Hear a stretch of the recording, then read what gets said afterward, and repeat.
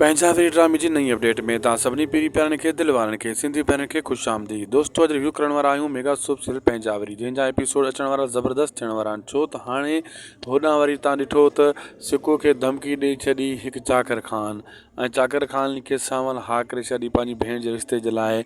ऐं छो त रावल इन जेको आहे सांवल जी भेण सां इश्क कंदो हुयो, उन जो हुयो रायो त मां शादी कयां। छा सांवल जी भेण सां चाकर ख़ान शादी कंदो या रावल जे करे चुप करे वेंदो?